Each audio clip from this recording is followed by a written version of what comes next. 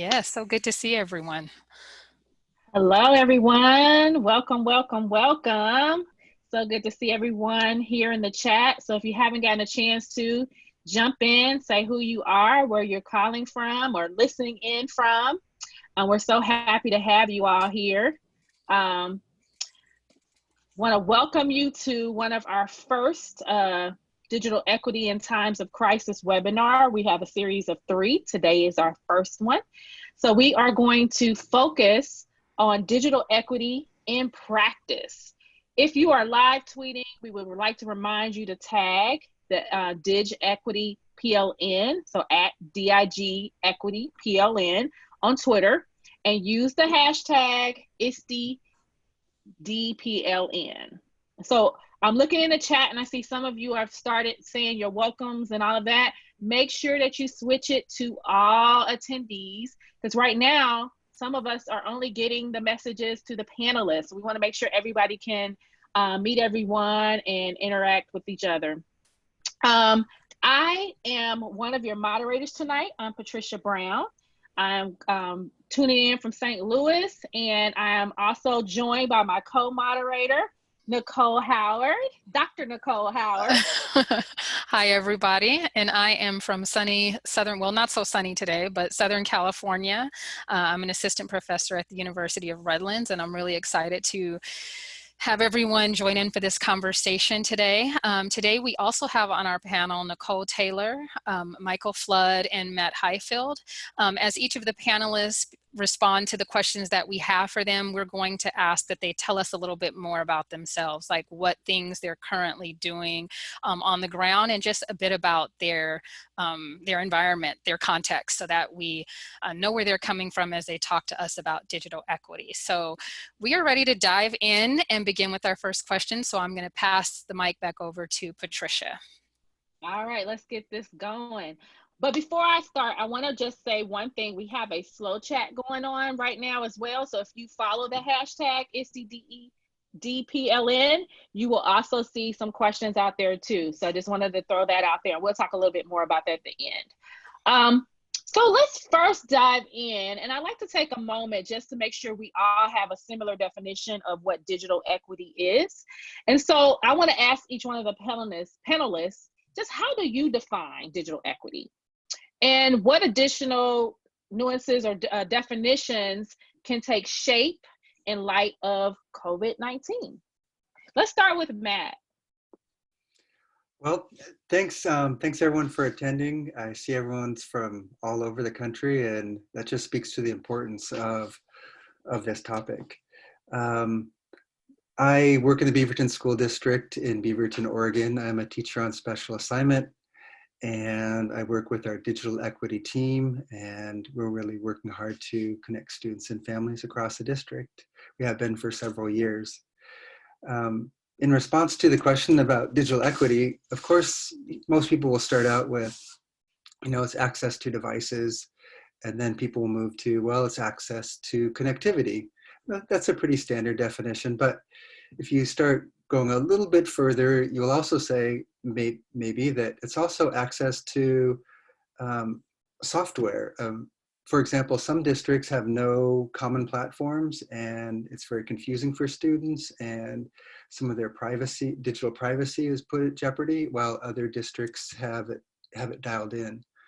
And then if you take it even further than that, I would say that digital equity has to do with having access to qualified teachers who are well trained. And during this current crisis, we've seen that in my district and in several districts where, as we move to online teaching, some students will get an assignment on maybe Sunday night and say, hey, turn something in by Friday. And that's more transactional in nature, while other teachers who maybe have more training in online teaching might build community over time with check-ins, with engaging activities, things that make people want to come to class. There was a quote, and then I'll turn over to other panelists. I think the last thing that I would with digital equity is is the expectations of teachers vary across classrooms, across districts. And I would say a quote that I like from a speechwriter named Michael Gerson. He was a speechwriter for President George Bush. And he said that he talked about the soft bigotry of low expectations. And I think in digital equity, in some districts, there's low expectations for what students can do, sometimes especially for our students of color. And that is a serious digital equity issue, that expectations that different teachers have for different students. So with that, that's a lot, but I'll turn over to the other panelists who have other things to contribute. I love that, that soft bigotry of low expectations. That's definitely really tunes into what we're talking about as far as digital equity. So I feel like Matt, he touched a lot on the access, devices, connectivity. Nicole, can you maybe tap into maybe some other aspects of digital equity that maybe you can add on to what Matt was referring to? Sure, because the whole time he was talking, Matt, the whole time you were talking and you were talking about, soft bigotry and lower standards for students, I feel like oftentimes we also see lowered standards, expectations, and access to that quality professional development that really is needed. And so I see a lot of times, we've had a lot of conversations, because of COVID-19 and everyone having to learn from home. And it seems as if a lot of districts are just now, I don't want to say realizing, but just now being forced to face the fact that they have a lot of inequitable practices and that they aren't ensuring that kids are able to dial in and do the things that they can do. That just wasn't necessarily on their radar or on something that they were fixing. But I also see the same thing as it comes to professional development and, the haves and the have-nots and who gets to have access to quality professional development. And we know that the teacher is, that's the biggest barrier to student success. They're either going to help students succeed or they're going to be a barrier. And so when you just spoke about soft bigotry and who has access, I see that also in terms of professional development and our Black and Brown teachers. Oftentimes our Black and Brown teachers who serve in communities with Black and Brown students, oftentimes they are kind of left out of some of that higher quality professional development and professional development that pushes kids to create, that pushes kids to make connections, that pushes kids to set them up for success. If we're not also ensuring that those teachers have access, then we're not going to be able to be equitable for students. Definitely. I'm so glad you brought that up. That professional development piece is critical. And a lot of times that inequities happen right there. And when you don't have high expectations for your students and you don't provide them with access, you don't provide them with opportunity, you definitely are seeing that digital equity even further.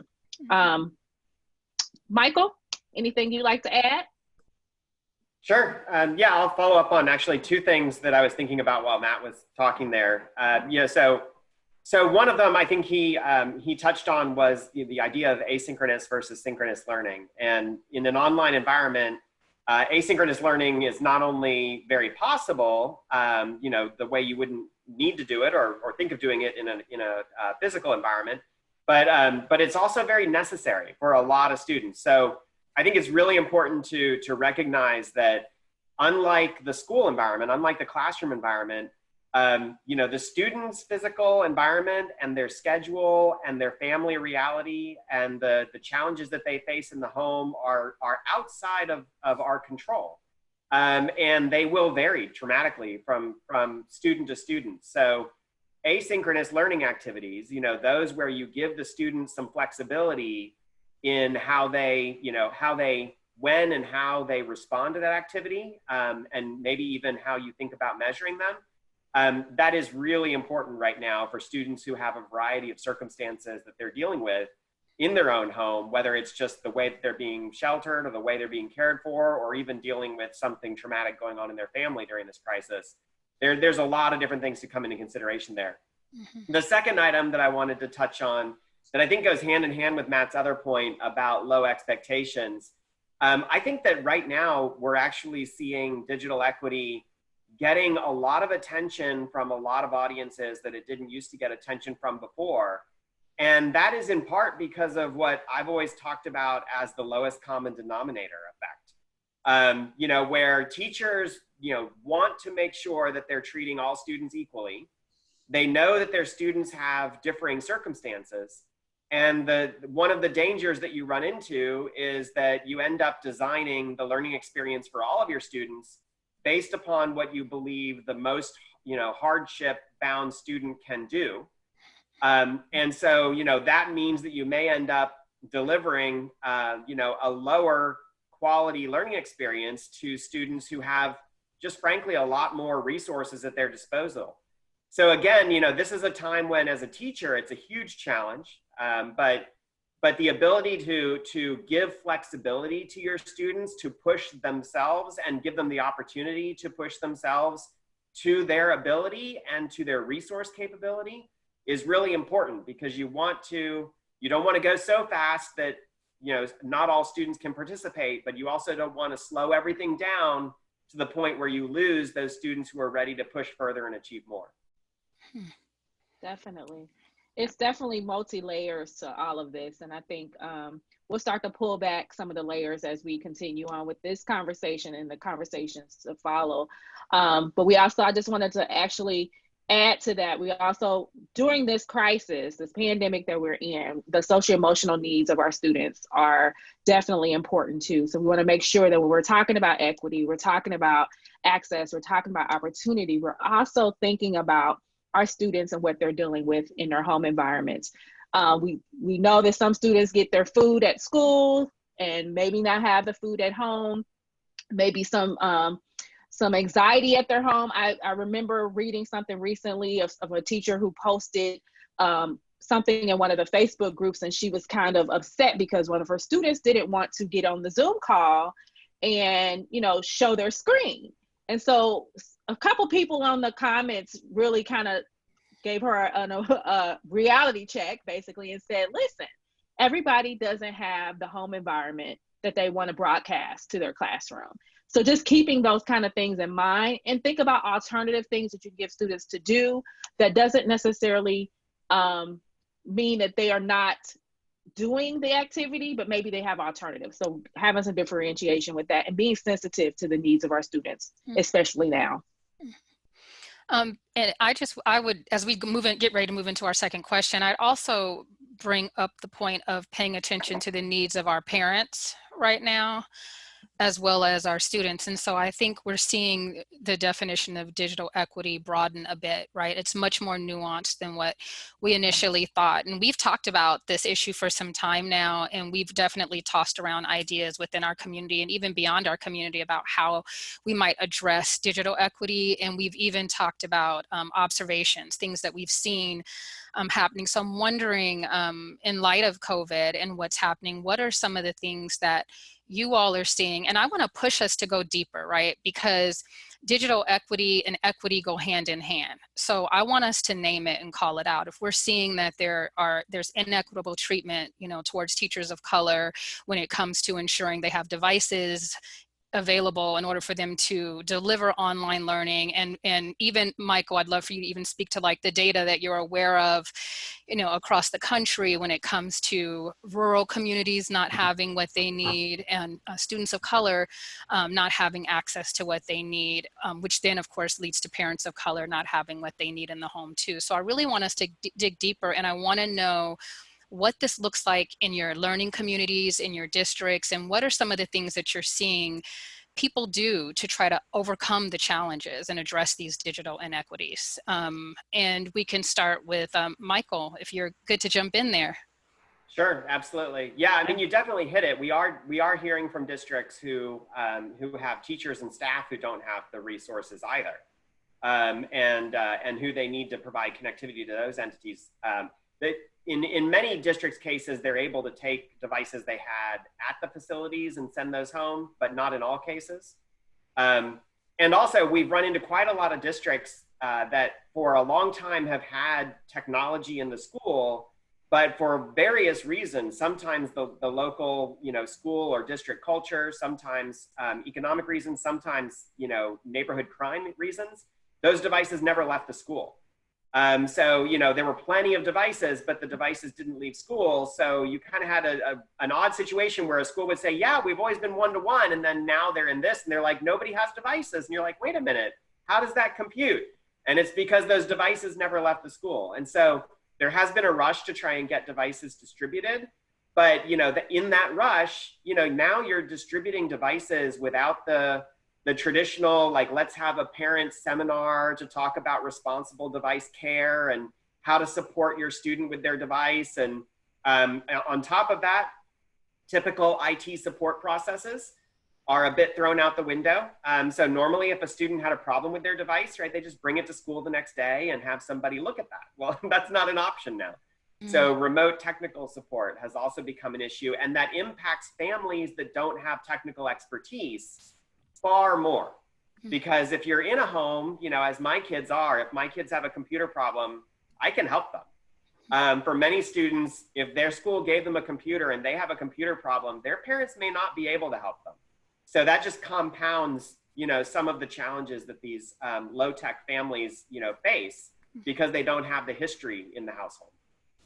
Right. And I'd also say, we think about that too, that there are some families that might have two devices at home, but now the families are working from home utilizing those devices. So, we can't even make assumptions about families who we would typically assume have the access that's necessary, right? Matt or Nicole, is there anything more you might want to add to just this digital inequity, and maybe even share how your district or your communities are addressing this concern? Yeah, as Michael was talking, I was thinking about, I think at this time, every district is doing everything they can to address it, because they have to. Kids aren't coming to buildings, kids are at home, and so we have to. And so I think our kids are wrapping up the school year. The last official day of school will be Wednesday.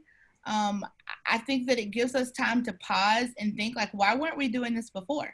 Like, why didn't we have a homework helpline before? I have almost 20 years experience.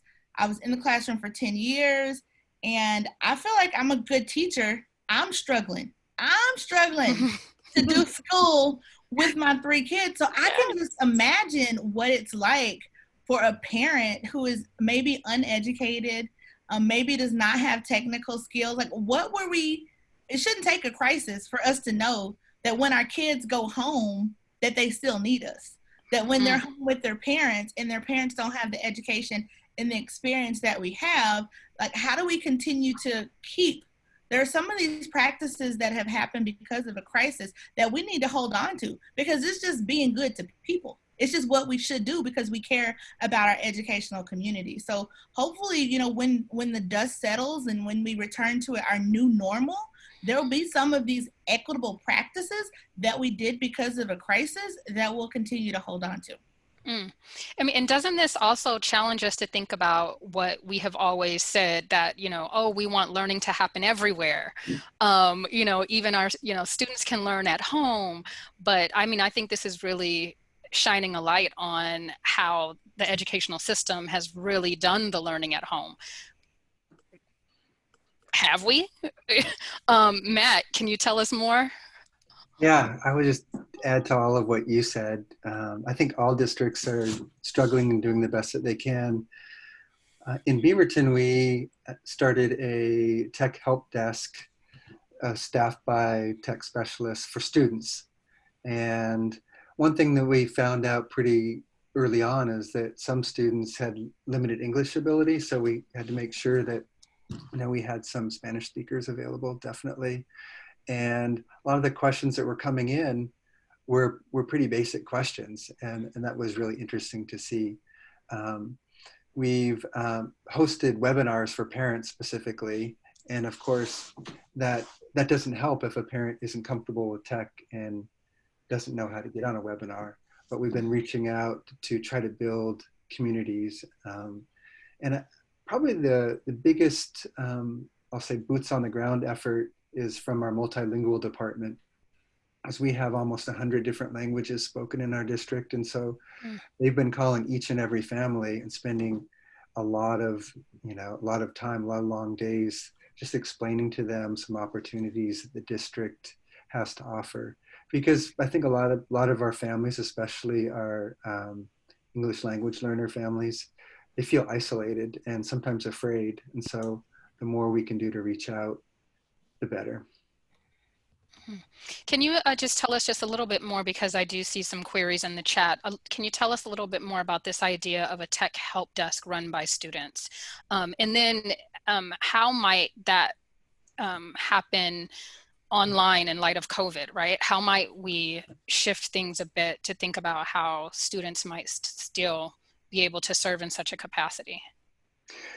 Well, I might have miscommunicated. So it's staffed by Beaverton School District personnel, not students. Oh, okay. Okay. So there may have been someone else in the chat that I missed that was talking about tech help, because I know I'm thinking about when I taught elementary school, I used to have the students be like the geek squad, and they'd, Yeah.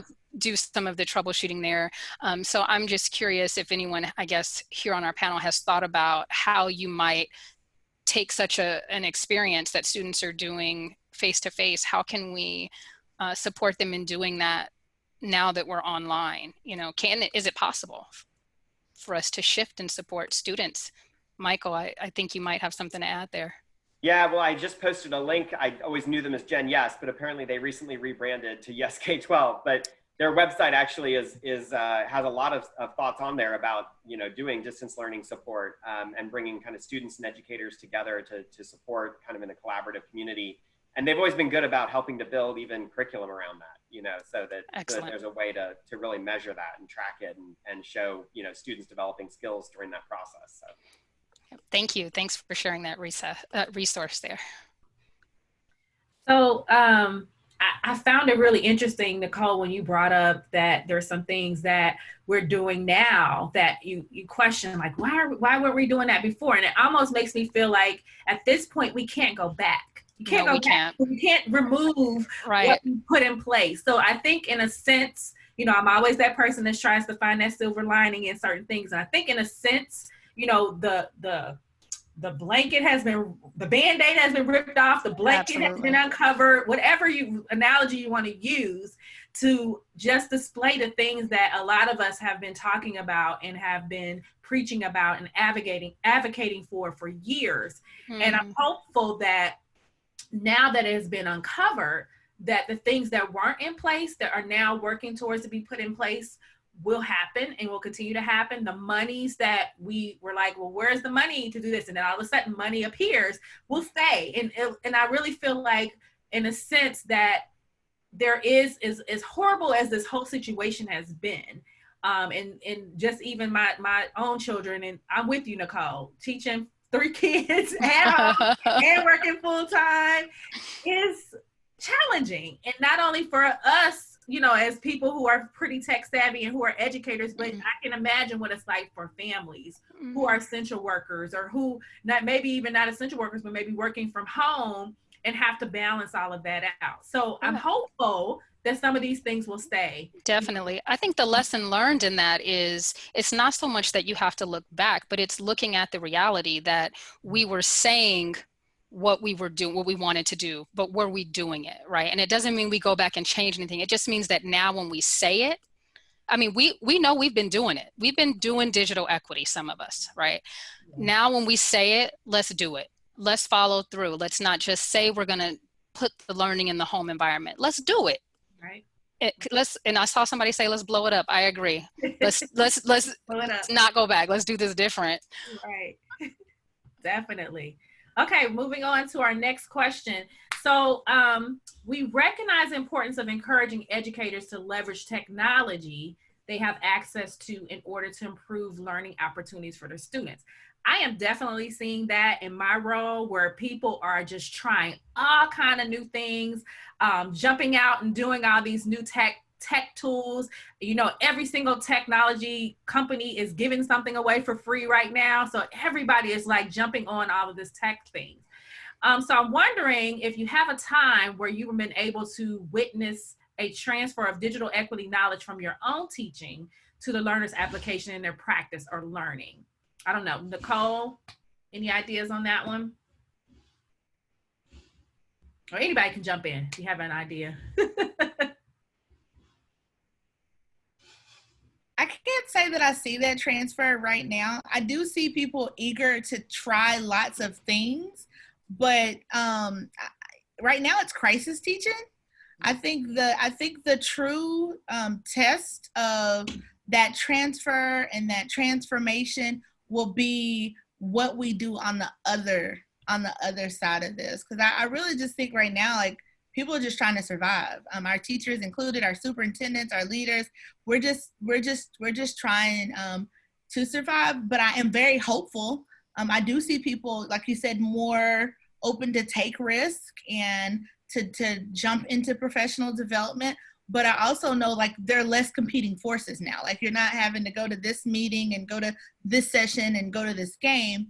I'm just really interested to see, like, what will happen and where we'll be on the other side of this. That's a great point. I definitely agree. I think what happens next is definitely when we're talking about, you know, the future, a lot of times we're thinking about what is this going to look like 5 years down the line? Like, let's look there. 5 years down the line, what are we going to be faced with as far as what's happening right now? And so we can maybe work backwards to try to figure out how we can get some things in place. And again, there is no playbook. There is no, this has never happened before. So it's not as if we have something to go by and say, well, they did this 5 years ago and they did this 10 years ago. This is all new. So I don't think that I can't think that we can persecute ourselves if we are, making mistakes as we're going through this. But I think if we continue to think about what's best for our students, what's best for our teachers, what's best for our families, and put that at the forefront, I think that's going to help us with some decision making in the future. Anybody else want to add anything to that? Mike or Matt? Well, I will just say, we did work with some full-time online, virtual schools before COVID broke out, right? A lot of states have them, a lot of districts have them. And we worked with a number of those, providing broadband access to students who needed it to participate in those schools before COVID. And it is valuable if you haven't looked for them yet, within your own state, within your own community, to, reach out to some of the teachers who have experience teaching in some of those full-time virtual programs, who have maybe been doing it for years, because there are some of them out there. They're certainly the minority, but they have valuable lessons to share. And to the degree that we can, listen to them and how they've managed communication with students over the years that they've been doing it, it could be very valuable to teachers who've never been in this situation before. I agree. I remember seeing a post right before you jump on, Matt. I remember seeing a post where one that was a homeschool teacher who had been teaching their kids for 15 years or so, and so they had keys and points that they added and said, your kid doesn't need to be learning on the computer all day long. These are the hours they should be learning, then they should do other things. So it was like, there's so many people that are experts out there that are doing things that we can learn from. So I definitely agree with you, Michael, that, we have to kind of think outside of the box as far as who our experts are. They're not necessarily the people that we always looked upon as experts. So, Matt? I was just going to probably state the obvious, that throughout this whole process, I work with a lot of teachers, and now more than ever, teachers are more willing to talk about digital equity or bring it up naturally. They're asking the questions, why are only half my kids showing up to class? And we talk about teaching strategies, but we also talk about home life and, connectivity and trauma, and really questions that were often ignored by many educators before are being entertained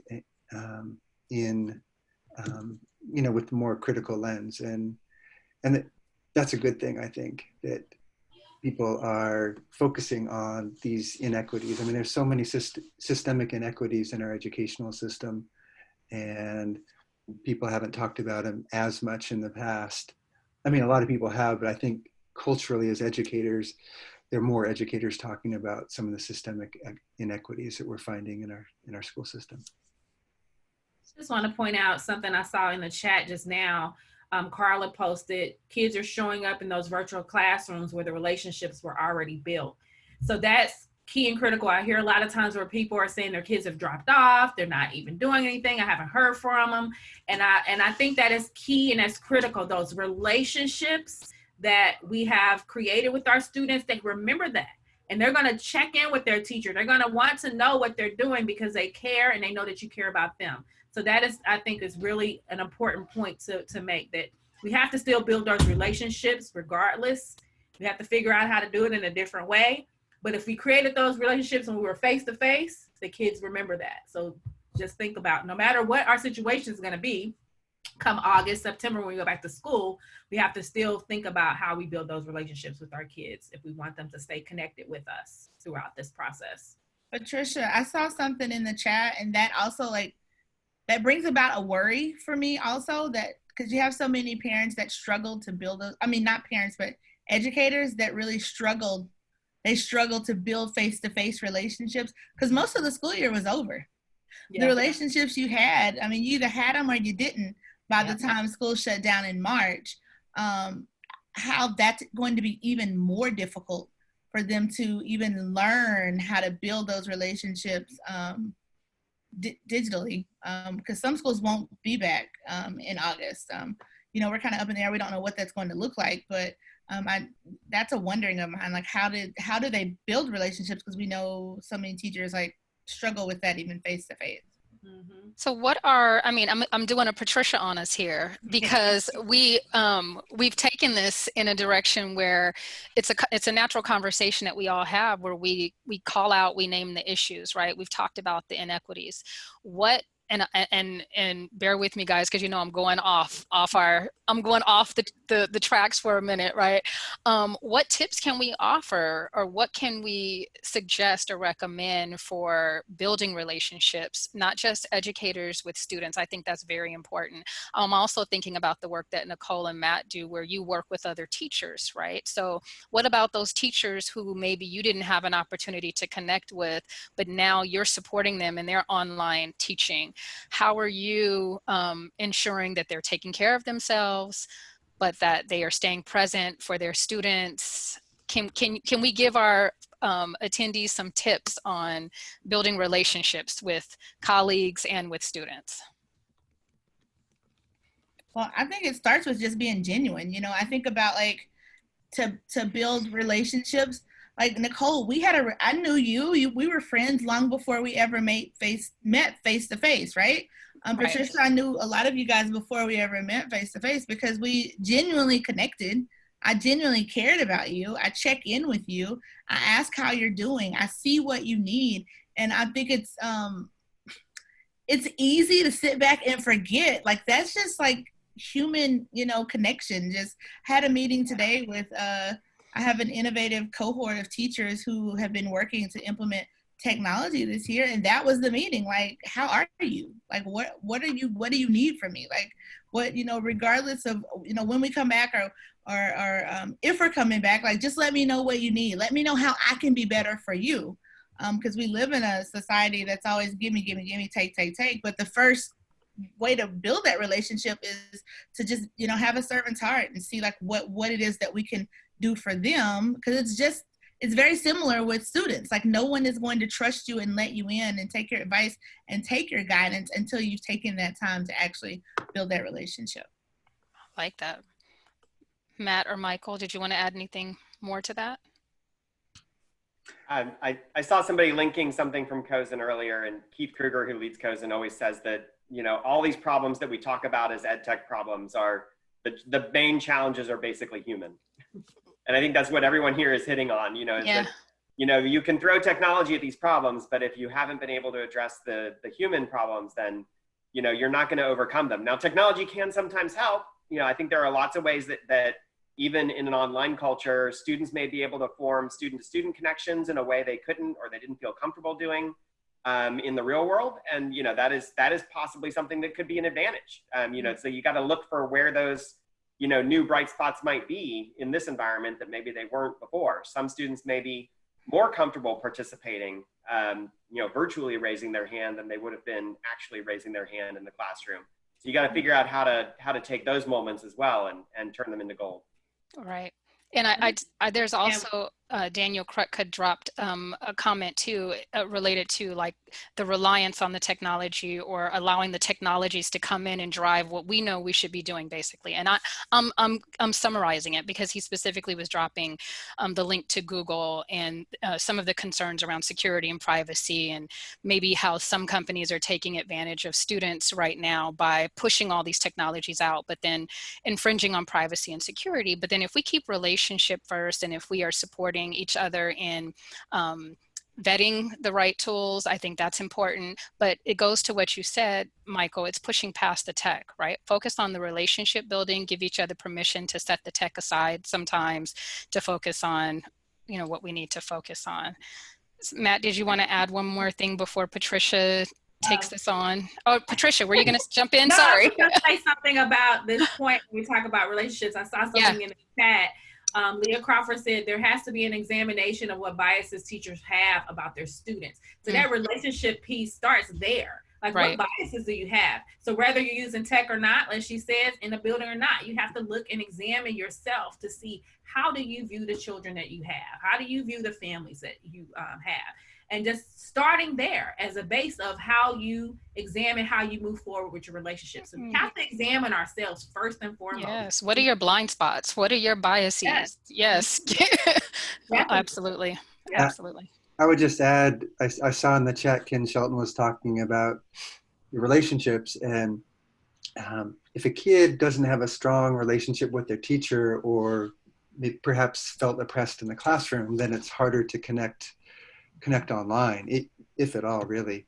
So that's why what both of you were saying, examining our own biases now more than ever in our assumptions, especially for all educators, especially for white educators, it's just critical as we move forward, because if students don't feel like they're respected, then why would they show up to class? So that relationship piece is fundamental. You guys are right on. Yeah. I'm laughing at Valerie. She always has her colloquialisms. Kids can sniff out fake. Yes, they can. Educators can sniff that out from colleagues too. So, I think just having that right heart, Nicole, as you said, is very important. I always found that funny. I remember a lot of other educators, like I would have certain relationships with certain kids, and I would hear people say, well, you can talk to them like that, or they'll take that from you. And I'm thinking, like, well, what exactly does that mean? Oh, I have a great relationship with them. They know I care. They know the things that I'm saying to them is to help them, and I love them. And so they're not going to take it as me picking on them or me, saying something negative or, to them. They actually, they respect what I say because they know that I care. So I started thinking about it that way. And then when people would say that, I would have that response now, because I'm like, I didn't quite understand what they were saying. But then for me, it was more of a light bulb. Like, hey, the kids, they respect me because of the relationship that I have with them, and not looking at it as a negative thing when people say it, in a different kind of way. So, yeah. I feel like even what Matt said, like, I feel like we could have a whole webinar on what he was talking about, like checking your biases. Cause like that's the big rock. Like that's the big piece, because when you do the self work and you check yourself, then you realize like there are no haves and have nots. These are just kids. And I think that's the biggest piece. I think a lot of districts, just as you read and you see, like there's a lot of talk around, we didn't know our kids didn't have internet, or we didn't know our kids didn't have devices, but you didn't care to check. Like that wasn't a concern. And so I think that he said a lot when he just mentioned the fact that like the self-work of examining yourself as an educator, and like what is keeping you from building those relationships as a district leader. Like what is keeping you from ensuring that all kids have what they need, both while they're at school and while they're away from school. And that's the hard work, that self-examination to figure out what is standing in the way. That's the hard work. But I think that well, I know that's the work that's needed more than hotspots. That's the work that's needed more than Chromebooks. That's the work that's needed more than PD, because that's the work that's really going to change things. Like that's needed above everything else. Yes, check your blind spots before you grab a hotspot. Come on, Nicole. Nicole is just dropping knowledge. Oh, Dr. Nicole, all right. That's on a t-shirt. That's on a t-shirt. Yes. Yeah. Oh. Well, I think we're moving on to our next question here. Well, it looks like we're looking for advice potentially to give our current educators or professional development leaders who might be working to support other teachers. I think we kind of touched on that, but if you guys have any final nuggets to drop, and then we'd like to take a moment to answer any questions that are coming up in the chat. So if you have a question, please feel free to drop that question again, just so it's right at the top for us to address those questions. Anyone else want to give any last words of advice? And of course, Patricia, we love your advice, so please offer advice too. I was just going to say, and I think Nicole already mentioned this, but having a servant's heart and knowing that teachers, a lot of the teachers I work with, you can see their body language. They get really stressed when their young kid walks through the room or is demanding attention. And, you know, people have this sense of, oh, I'm being unprofessional. You know, my kid's screaming in the background. We just have to acknowledge that everyone's teaching from different places and different times in their lives, and to be gracious with those people, with teachers, and to say it's, you know, it's okay that your kid's screaming in the background, and we can do this later, or, you know, just put it on mute and do the best you can, and participate as you can.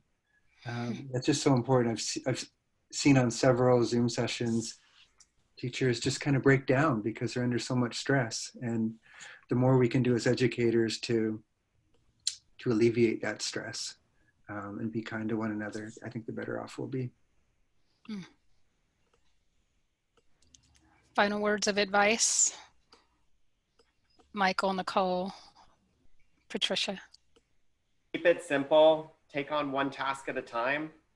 You know, I mean, there's so many ways to make the educational process complex. I think we all know all of them, but keeping it simple is the hard part, right? So, and it's, you know, simple for the students, simple for the caregiver, even simple for yourself as a teacher, you know, that you're not trying to overcomplicate things in a way that you're not going to be able to actually manage. And that's why I also went to that, you know, one challenge at a time that you think is surmountable, that is solvable.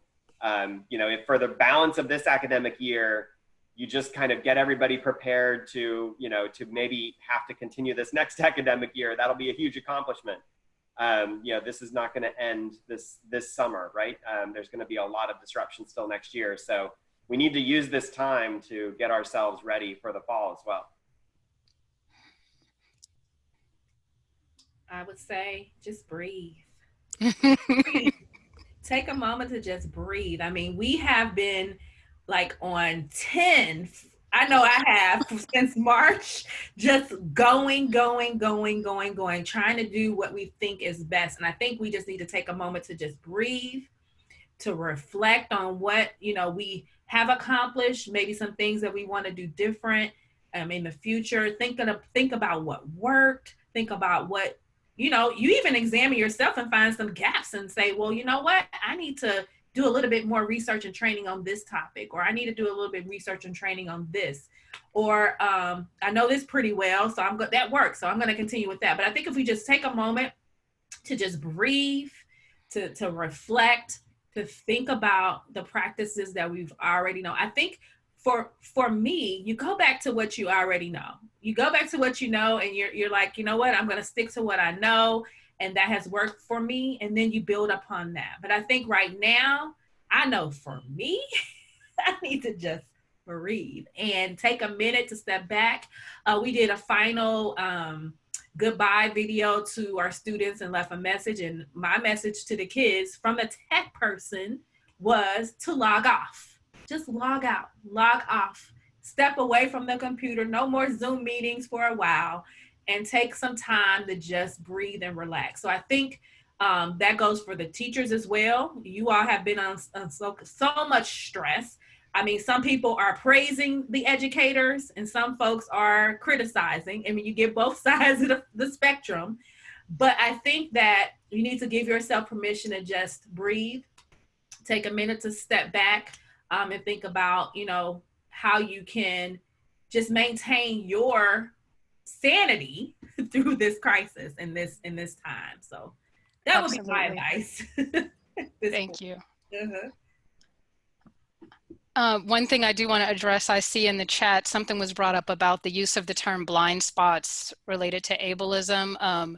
And so, you know, we just want to be, you know, clear. Sometimes we do say some things and, you know, we are definitely all learning in here together. And if that's something, a term that's offended anyone, I know when we were using the term blind spot, we're referring to biases, and we're also using it as a comparison to like driving your vehicle and there being a spot that you don't catch. And so, but I'm sensitive to using words in the proper context, especially, and I think of my own daughter, and I know Carla was open with sharing about her daughter going through this experience, you know, during COVID right now, learning at home, and my own daughter with her visual impairment and how she's adjusting, you know, being in college as a junior and not liking to use technology because of her vision. And so when I say the term blind spot, I am sensitive to that, honestly, because I think about her struggles with driving. So we're not going to put that on a t-shirt. We're going to say, you know, check your biases before you check out a hotspot, just to ensure that we're being sensitive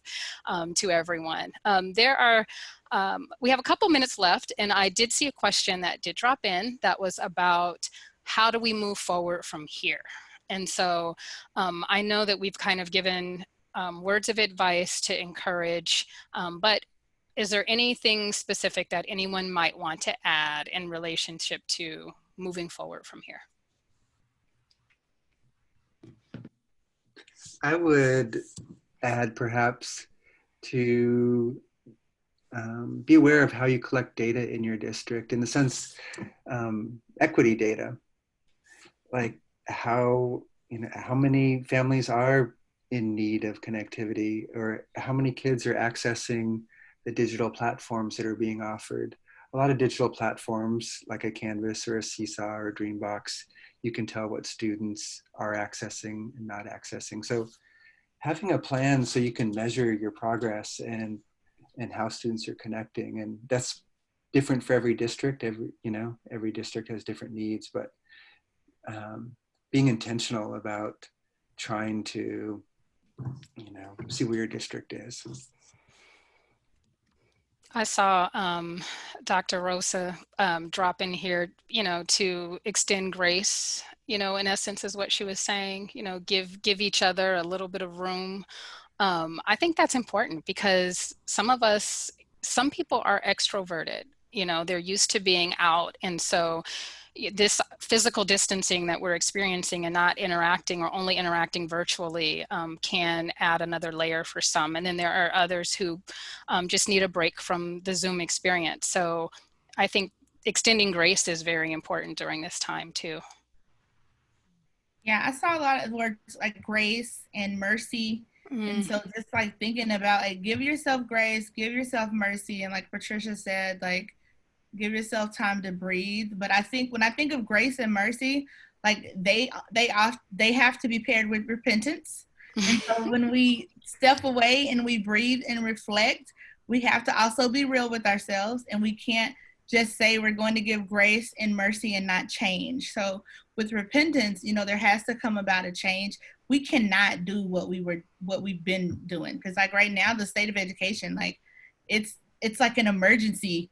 It's like in an emergency. That's the status that we've been in for the last 2 months, and we can't stay this way. It's not sustainable. So as we're exercising grace and we're exercising mercy and we're breathing, like we also need to reflect and figure out like, how do we fix it? Like, how do we ensure that if this happens again, or when the next thing happens, that we're better prepared to take care of the needs of all of our students and all of our teachers. Absolutely. And one thing I'll speak to, which we didn't focus too much on for this webinar, on teacher educators and professors, but I'm reminded of it even with Valerie's comment, because it's for K-12 educators too. She says to be mindful of students that are now working full-time to support their families due to lost wages. And that's something that we also are experiencing as faculty in higher ed. We have students whose work hours have changed. And so when we extend that grace and mercy to one another, it should be to our students too, and understanding that synchronous learning moments may not always be possible, and that we have to think of other ways, you know, to be, to deliver instruction and to support our students. And I just want to add, you know, a lot of times when people talk about the digital equity topic, they're thinking big picture and thinking about devices, and they're thinking about what the district needs to do, or what the state needs to do, or what the federal government needs to do. And I think we kind of scaled it down today about what the educators can do. What can teachers do? What can classroom teachers who are teaching students every day can do? And just keep that in mind. You know, some things you're not going to be able to control. You're not going to be able to necessarily, well, you might, I don't know, march into the superintendent's office and say, we need this technology in my building, in my classroom. You know, you probably get fired. But what you can do is use the resources and tools that you have, advocate, be able to support your families, build those relationships. And so maybe on the other end, you're helping to build equity in other ways that you may not have control of in other ways, if that makes sense. So just keeping in mind what your current role is. And with that reflection, Nicole was talking about, with that repentance, she was talking about what Matt and Michael were talking about as it relates to dealing with what you can control. You really think about, what can I do as an educator? And the one thing that we can all do is look at ourselves, reflect, and work at our best to build relationships with our kids and support our families. And on that note, we thank you all very much for joining us today. And we have final words. Special thanks, of course, to Michael, Matt, and Nicole for joining us as panelists on this current webinar. We do have 2 more coming up. And then I'll just go ahead and turn over for final words from our co-chair of the Digital Equity PLN, also our ISTE board member, Patricia Brown. Thank you all for attending tonight. We are just so happy that so many people are wanting to be a part of this conversation, and they are passionate about this digital equity and dealing with this crisis right now. So thank you all for coming. Again, we will have 2 more webinars coming up very soon. We still have our slow chat going on. If you're not an ISTE member, I just have to pull a little plug right now. We have, you know, a great deal going on right now. I think it's like a $75 membership fee, and you get all kind of supports and resources and all kind of things that you can be a part of. So I would highly encourage you all to join the ISTE organization if you have not, and continue to make those connections, continue to keep that conversation going. Join us at our next webinar, and we look forward to seeing you then. Thank you, everyone. Bye. Thank you.